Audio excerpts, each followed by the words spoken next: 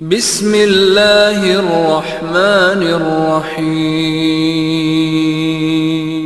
السلام علیکم۔ سیلاب کو دیکھ کر اکثر انسان کے دل میں یہ سوال ابھرتا ہے کہ آخر یہ آفت آزمائش ہے یا عذاب؟ تاریخ گواہ ہے کہ اللہ تعالیٰ نے کبھی اپنی مخلوق کو رحمت کی صورت میں بارش عطا کی تو کبھی اسی بارش کو ایک زبردست امتحان اور کبھی سخت عذاب بنا دیا۔ یہ سب انسان کے اعمال پر منحصر ہوتا ہے۔ قرآن مجید میں قوم نوح علیہ السلام کا قصہ موجود ہے، جن پر انکار حق اور سرکشی کے سبب ایک عظیم طوفان نازل ہوا۔ پانی کے پہاڑ ان پر چھا گئے، زمین چشمہ بن گئی اور آسمان نے بارش کو کھول دیا۔ یہ ان کے لیے عذاب تھا، لیکن اسی سیلاب کو حضرت نوح علیہ السلام اور ان کے ساتھیوں کے لیے نجات کا ذریعہ بنا دیا گیا۔ اسی طرح فرعون اور ان کی قوم نے جب ظلم، تکبر اور اللہ کی نشانیوں کو جھٹلایا تو ان پر مختلف قسم کے عذاب مسلط کیے گئے، جن میں بارش اور طوفان بھی شامل تھے۔ لیکن ہر زمانے میں یہ طے نہیں کہ آفات محض عذاب ہی ہوں۔ بعض اوقات یہ مومنین کے لیے آزمائش ہوتی ہیں تاکہ ان کے ایمان کی پرکھ ہو، ان کے صبر اور توکل کا اندازہ ہو اور ان کے درجات بلند ہوں۔ جیسا کہ رسول اکرم صلی اللہ علیہ وآلہ وسلم نے فرمایا کہ مومن کو کانٹا بھی چبھتا ہے تو اس کے گناہ معاف ہوتے ہیں اور اس کے درجات بلند ہوتے ہیں۔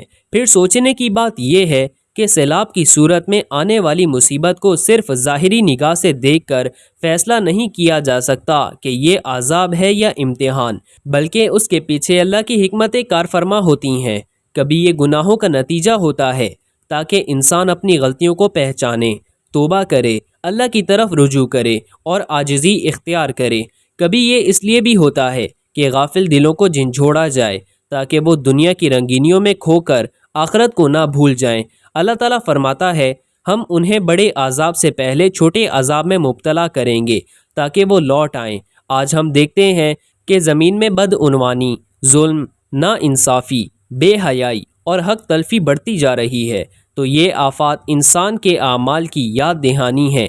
قرآن کہتا ہے، ظاہر ہو گیا خشکی اور تری میں فساد لوگوں کے اپنے ہاتھوں کی وجہ سے، تاکہ اللہ انہیں ان کے بعض اعمال کا مزہ چکھائے تاکہ وہ ہار جائیں۔ لہٰذا جب سیلاب آتا ہے تو یہ صرف قدرتی عمل نہیں بلکہ اللہ کی طرف سے ایک پیغام بھی ہوتا ہے۔ اس میں مومن کے لیے نصیحت ہے کہ وہ اپنے ایمان کو مزید مضبوط کریں، صبر کریں، ایک دوسرے کی مدد کریں اور اللہ کی رضا کے طلبگار رہیں، اور گنہگاروں کے لیے تنبیہ ہے کہ وہ اپنی زندگی کو درست کریں، ورنہ یہی آفات بڑے عذاب کا پیش خیمہ ہو سکتی ہیں۔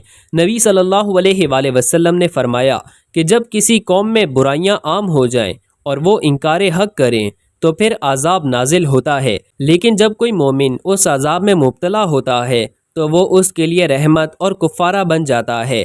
آج کے دور میں جب ہم سیلاب کی تباہ کاریوں کو دیکھتے ہیں تو ایک طرف ہمیں بے شمار لوگوں کی جانیں جاتی نظر آتی ہیں، گھر اجڑ جاتے ہیں، کھیت کھلیان ڈوب جاتے ہیں، تو ہمیں اس دکھ کے عالم میں یہ بھی سوچنا چاہیے کہ شاید اللہ ہمیں جھنجھوڑ رہا ہے کہ ہم اپنی غفلت کو چھوڑیں، اپنے گناہوں سے توبہ کریں اور عاجزی کے ساتھ اللہ کی بارگاہ میں جھک جائیں۔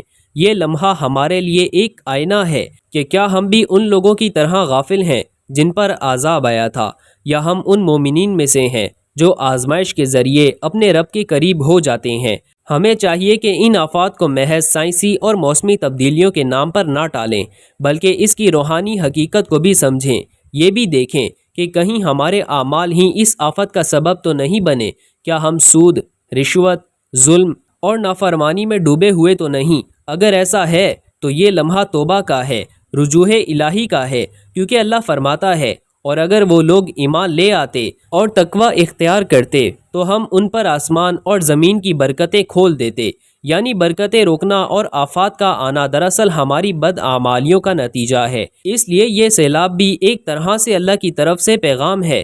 اب یہ ہم پر ہے کہ ہم اسے آزمائش سمجھ کر صبر و استقامت کے ساتھ رب پر بھروسہ کریں، یا غفلت میں رہ کر اس کے عذاب کا شکار بن جائیں۔ لہٰذا ایک سچے مومن کے لیے ہر حال میں یہ لمحہ توبہ، دعا، استغفار، صدقہ اور ایک دوسرے کی مدد کرنے کا ہے، تاکہ اللہ اپنی رحمت کے دروازے کھول دے، ہمیں بچا لے اور ہماری نسلوں کے لیے امن و سکون قائم کرے۔